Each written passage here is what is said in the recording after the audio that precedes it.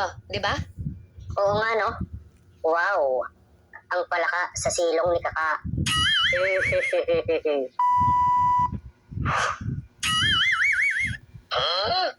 Sir, sinong taya sa inyo? Anong taya? Di ba naghahabulan kayo ni ma'am? Loko-loko.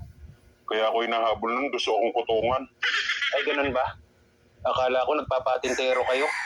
Sasali pa naman sana ako. Oh, ano nangyayari sa'yo? Ah, wala sir. Bakit parang malungkot ka? Ayaw ko na sanang pag-usapan pa sir eh.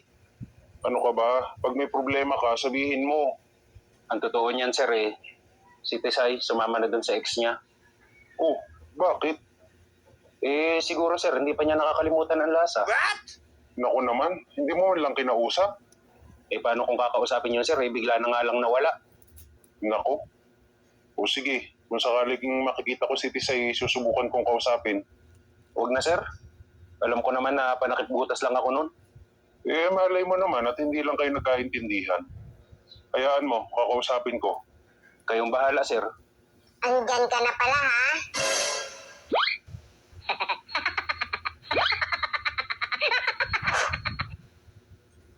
Ano, Tisay? Game na? Wow naman! Hoy, may kasalanan ka pa sa atin, ha? Ano na naman yun?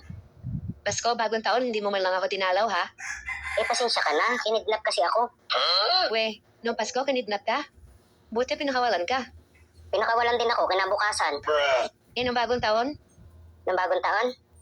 Ano? Kinidnap ulit ako. Ako talaga pinagloloko mo, ha? Pasko, kinidnap ka, tapos bagong taon, kinidnap ka na naman. Ano yun? Ako talaga pinagloloko mo, ha? Ha? Hindi. Totoo yun. Ang totoo nga niyan eh. Sa Valentine's, babalik daw yung kidnapper. Buisit ka. Joke lang, ikaw naman. Ikaw, ha? Baka kaya hindi ka na nakakapunta dahil may iba ka na. Uy, hindi ah. Pinagbibintangan mo ako ah. Siguraduhin mo lang, ha? Oo, promise. O sige na, papasukin mo na ako. Eh, wala na akong panty. Wow naman! Talaga? Sana O sige, bukas bibilhan kita. Bobo, hindi yon. Ang ibig ko sabihin, wala na akong suot na panty. Wow naman! Oh. Talaga? Patingin nga. Oh, di ba? Oo nga no. Wow.